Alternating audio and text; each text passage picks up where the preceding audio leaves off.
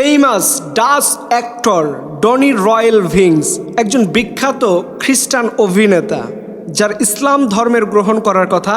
তিনি বললেন যে আমি কি কারণে ইসলাম ধর্ম গ্রহণ করলাম, এর দুইটা মাত্র কারণ ছিল। এক নাম্বার কারণ হলো আমার 26 বছর বয়স যখন চলে ঠিক ওই সময় আমার মেরুদণ্ডের হাড়গুলো ভেঙে চুরমার হয়ে গিয়েছে। এবং দ্বিতীয়তম কারণ ছিল আমার অন্ডকোষের মধ্যে ক্যান্সারের জীবাণু খুঁজে পাওয়া গিয়েছে। এই দুইটা রোগ, এক হচ্ছে আমি উঠে দাঁড়াতে পারি না, এরপরে আবার অন্ডকোষের মধ্যে ক্যান্সার। এই দুইটা রোগের কারণে আমি আমার জীবনের আশা ছেড়ে দিয়েছিলাম।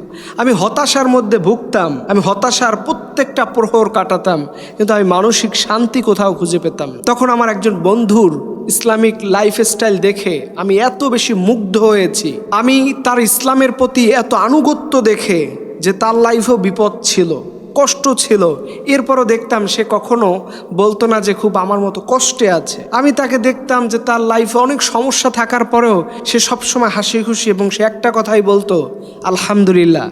এই আলহামদুলিল্লাহ আমি শব্দটা শুনতাম, তিনি বলতেন আল্লাহর প্রশংসা। এই আল্লাহর প্রশংসাটা মূলত কি? তখন থেকে আমি আমার লাইফের যখন স্ট্রাগল মুহূর্তগুলো চলতেছিল, আমি কোনো কুল কিনারা খুঁজে পাচ্ছিলাম না, কারণ আমার মেরুদণ্ডের হাড়গুলো ভেঙে গিয়েছে, অন্ডকোষের মধ্যে ক্যান্সারের জীবাণু খুঁজে পাওয়া গিয়েছে, ক্যান্সার হয়ে গিয়েছে। সো এই জিনিসগুলো আমাকে তখনকার থেকে অনুপ্রাণিত করলো, এবং আমি আস্তে আস্তে করে আল্লাহকে নিয়ে, কোরআনকে নিয়ে গবেষণা করলাম। ঠিক আমি যখন ইসলাম ধর্ম গ্রহণ করলাম, তখন থেকে আমি মানসিক পিসফুল একটা মাইন্ড খুঁজে পেয়েছি। আমার জীবনের সবচাইতে শ্রেষ্ঠতম সময় ছিল ইসলাম ধর্ম গ্রহণ করার পরে। এবং আলহামদুলিল্লাহ আল্লাহর বিশেষ রহমতে সে বলল যে আমি এখন আগের চাইতে অনেক বেশি শক্তিশালী, এবং আমার মনের মধ্যে একটু হতাশা নেই যে আমার এই দুনিয়া ছেড়ে চলে যাওয়া আগেকার যে কষ্ট হতো। অর্থাৎ সে বলতো যে খ্রিস্টান ধর্ম থাকা অবস্থায় আমি দুনিয়া ছাড়তে চাইতাম না, দুনিয়াতে সারা জীবন বেঁচে থাকতে চাইতাম, কিন্তু ইসলাম ধর্ম গ্রহণ করার পরে আমার মনে হয় যে এই দুনিয়া তো যত তাড়াতাড়ি শেষ করে, দুনিয়ার সফর যত তাড়াতাড়ি শেষ করে, পরবর্তীকালে আল্লাহ রসিম সেই অফুরন্ত দিনের জন্য সেই জান্নাতে যাওয়ার অপেক্ষায় আমি এখন সদা সর্বদা নিজেকে ব্যস্ত করে রাখি।